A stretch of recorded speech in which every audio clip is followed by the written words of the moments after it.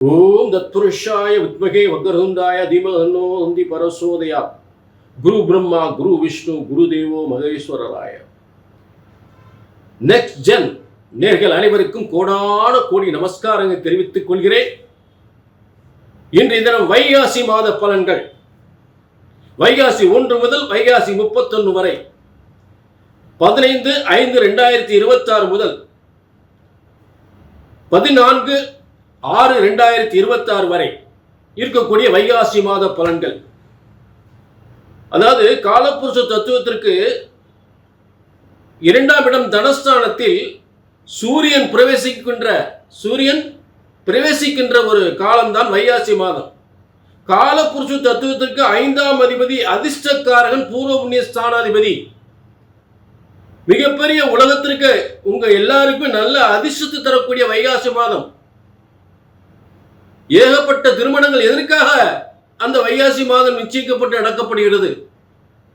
வைகாசி மாதம் திருமண வைபவங்கள், சுபயோக அத்தனை காரியங்களும் வைகாசி மாதம் நடக்கும். இதன் என்ன காரணம் அப்படின்னா, சுக்கிரனுடைய வீடு ரிஷபராசி 2ஆம் இடம். பலவிதமான செல்வ யோகங்களும், தொழில் யோகங்களும், வருமான யோகங்களும், திருமண யோகங்களும் ஏற்படுகின்ற ஒரு வைகாசி மாதம். இதற்கு காரணம் உலகத்திற்கு அதிர்ஷ்டத்தை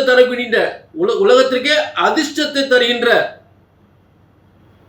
காலபுருஷ தத்துவத்துக்கு 5ஆம் அதிபதி என்று சொல்லக்கூடிய அதிர்ஷ்டக்காரகன் சூரியனாகப்பட்டவன் காலபுருஷ தத்துவத்துக்கு 2ஆம் இடத்திற்கு சம்பந்தப்படும் பொழுது, 2ஆம் இடம் அதாவது என்னன்னு கேட்டீங்கன்னா, காலபுருஷ தத்துவம் அப்படின்றான அதை முதல்ல புரிஞ்சுக்கணும். அப்படின்னா உங்களுக்கு புரியும். அதாவது உலகத்திற்கு நன்மை தரக்கூடிய, எப்படி நம்ம சுய ஜாதகத்துல லக்னத்திலிருந்து 1ஆம் இடம், 2ஆம் இடம், 3ஆம் இடம் பார்க்கிறோமோ, அதே போல காலபுருஷ தத்துவம் அப்படின்றது மேஷம் முதல் 12 மீனம் வரை இருக்கக்கூடிய அந்த 12 கட்டங்கள். இதுல முதல் கட்ட லக்னமா எடுத்துக்கணும்.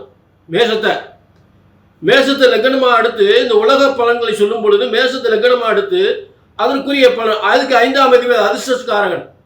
மேஷத்துக்கு 5ஆம் அதிபதி அதிர்ஷ்டக்காரகன் என்று சொல்லக்கூடிய சூரியன் மேஷத்துக்கு 2ஆம் இடமான உலகத்திற்கு தனத்தையும் செல்வத்தையும், பொன் பொருள் செல்வம் வாரி வழங்கக்கூடிய தொழில், வேலை வாய்ப்பு, திருமண யோகம், சொத்து யோகம் என்று தரக்கூடிய 2ஆம் இடத்தில் அதிர்ஷ்டக்காரன் சூரியன் உட்காரும் பொழுது உலகத்திற்கு மிகப்பெரிய ஒரு செல்வங்களை தரப்போகிறார். அதற்காகத்தான் சித்திரை மாதம் முடிஞ்சதும் வைகாசி மாதம் ஏகப்பட்ட திருமணங்கள், ஏகப்பட்ட வீடு வாசல் கட்டக்கூடியது, ஏகப்பட்ட சுபகாரியங்கள், அதாவது புதுமனை புகுவிழா நடத்துவது அத்தனையுமே இந்த வைகாசி மாதம் நடக்கும். புரிஞ்சுட்டீங்களா? அப்ப இந்த பிரம்மசாஸ்திரப்படி உங்கள் ஜனன ஜாதகத்திலிருந்து லக்னத்திலிருந்து பலன் எடுக்கும் பொழுது, பொது பலன்கள் சொல்லும் போது மேஷத்தை லக்னமாக வைத்து உங்களுக்கு பலன் சொல்ல வேண்டும். அதன் அடிப்படையில் தான் இந்த காலபுருஷ தத்துவம் உங்களுக்கு இந்த விளக்கம் கொடுத்துக்கிட்டு இருக்கேன். அப்ப காலபுருஷ தத்துவத்துக்கு அதிர்ஷ்டக்காரகன் அந்த காலபுருஷ தத்துவத்துக்கு 2ஆம் இடம் தனஸ்தானத்திற்கு வரும்பொழுது உலகத்திற்கு நல்ல செல்வங்கள் பெருகும், தொழில் பெருகும், வருமானம் பெருகும், சுபகாரியங்கள் நடக்கும். புரிஞ்சுட்டீங்களா? ஆக அப்படிப்பட்ட டாக்டர் கலைஞர் அவர்கள் முன்னாள் முதல்வர் கலைஞர் அவர்களுக்கே இந்த வைகாசி மாதம் பிறந்திருக்காரு. அவர் ரிஷபத்தில் சூரியன் இருக்கும். நாட்டே ஆண்டார். பல செல்வங்களை, கோடிக்கணக்கான செல்வங்களை கட்டி ஆண்டார். சரி, அப்படிப்பட்ட வைகாசி மாத பலன்களை நம்ம பார்க்க போறோம். இப்ப இது பொது பலன். உங்க தனிப்பட்ட ஜாதகத்தை பார்க்கணும்னா எல்லாமே இப்ப பொதுவான இந்த வைகாசி மாத பலன்களும் உங்க ஜனன ஜாதகத்தில் இருக்கக்கூடிய திசாபுத்திகளும் 2 ஒண்ணுக்கு நட்பாக இருந்தா தான் உங்களுக்கு நல்ல பலன் கிடைக்கும். நான் சொல்ற நல்லா புரிஞ்சுக்குங்க. உங்க ஜாதகத்தில் நடக்கக்கூடிய திசாபுத்தியும் இங்கே நான் சொல்லுகின்ற பலன்களும் அதற்குரிய கிரகங்கள் உங்களுக்கு நட்பாக இருந்தால்தான் உங்களுக்கு நல்ல பலன் தெளிவாக கிடைக்கும். அதுதான் உண்மை. புரிஞ்சுட்டீங்களா? ஆக ஜனன ஜாதகத்தையும் பார்த்து கொள்ள வேண்டும். கீழே நம்பர் இருக்கு, நோட் பண்ணிக்க, ஒரு அப்பாயின்மெண்ட் வாங்கிக்கங்க. சரிங்களா?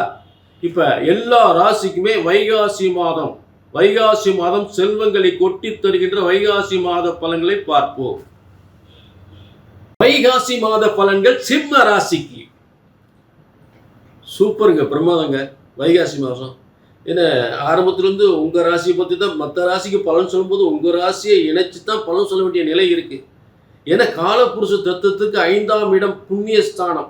இந்த உலகத்தில் ரொம்ப புண்ணியம், ரொம்ப சிம்மராசியில் பிறந்தவங்களும் உண்மையிலே புண்ணியம் செய்தவர்கள்.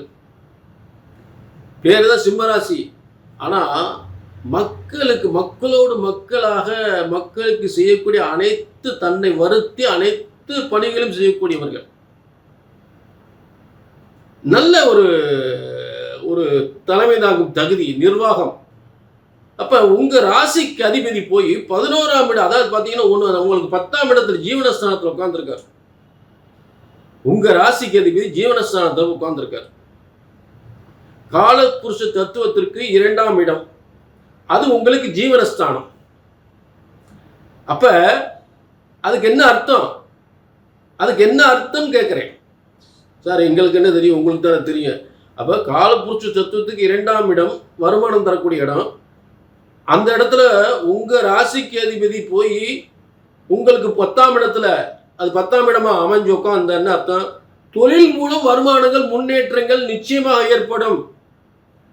அரசாங்க உத்தியோகம் கிடைக்கும்.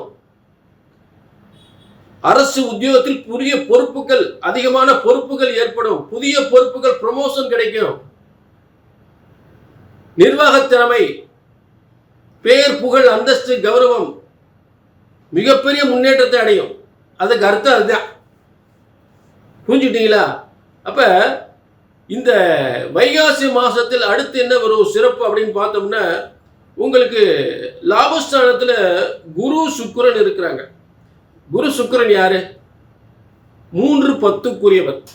உங்க தொழில் ரீதியாக, உத்தியோக ரீதியாக, அதே நேரத்தில் டாக்குமெண்ட் பிரச்சனைகள், இந்த ரீதியாக, ஒரு வழக்கு ரீதியாக நீங்கள் ஒரு 3-10க்குரிய அந்த சுக்கிரனாகப்பட்டவன் லாபஸ்தானத்தில் 11ஆம் இடத்தில் வெற்றி ஸ்தானத்தில் இருக்கிறார். ஆக முயற்சிகள் அனைத்தும் வெற்றி. முயற்சிகள் அனைத்தும் வெற்றி. எதுக்கு முயற்சி பண்ண போறீங்க?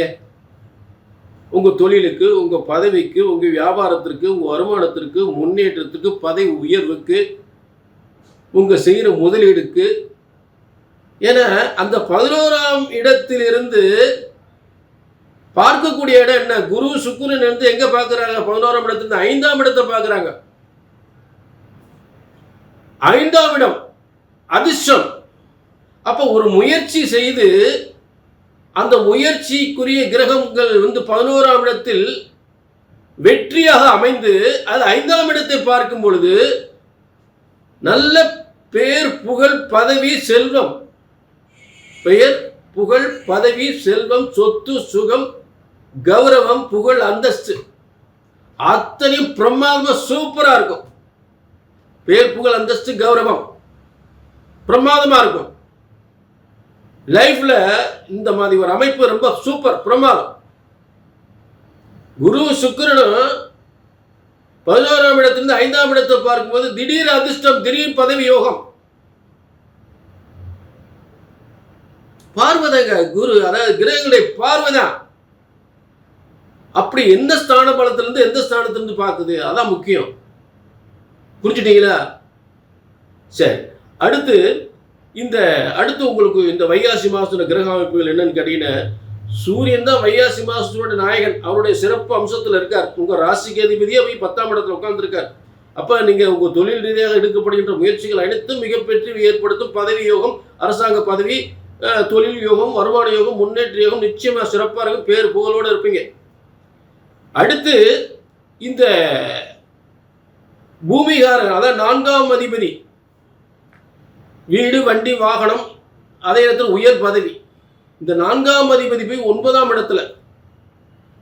9ஆம் இடம் என்பது திரியோண பலம். ஒரு திரியோணத்திலே உயர்ந்த திரியோண ஸ்தானம். 1, 5, 9 திரியோண ஸ்தானம். இதுல 9ஆம் இடம் உயர்ந்த திரியோணம். உயர்ந்த பதவி, தெய்வீக பதவி, ஆன்மீக பதவி, ஆன்மீக பயணம், கோயில் திருப்பணி, இப்படி சொல்ல அரசாங்கத்தில் உயர்ந்த பதவி. அந்த பதவியில் இருந்துகிட்டே மக்களுக்கு சேவை செய்வது, பேரும் புகழும் எடுப்பது, அதான் திரிகோணத்தினுடைய உச்ச பலன். 9ஆம் இடத்தினுடைய திரிகோணத்தினுடைய உச்ச பலனே ஆன்மீகம், தெய்வ பலம். அப்படிப்பட்ட ஒரு சிறந்த ஸ்தானம், பிரமாதமா இருக்கு சிம்மராசி.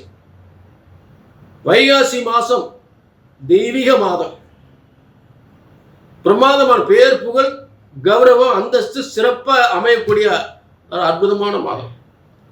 அதே நேரம் சிம்மராசி நேர்களே, இது பொதுவான பலன். உங்க தனிப்பட்ட ஜாதகத்தில் என்ன தசாபுத்திகள் ஓடுது, அதுக்கு இந்த வைகாசி மாத பலன்களுக்கு 2 நட்பாக இருந்தால்தான் உங்களுக்கு சரியான பலன் கிடைக்கும். அது எப்படி அப்படின்னு தெரிஞ்சுக்கணும் அப்படின்னா கீழே நம்பர் இருக்கு, நோட் பண்ணிக்கங்க, ஒரு அப்பாயின்மெண்ட் வாங்கிக்கலாம். சரிங்களா? ஆக மீண்டும் உங்களை சந்திக்கும் வரை உங்களிடமிருந்து விடைபெறுவது பாலச்சித்தன். நன்றி, வணக்கம்.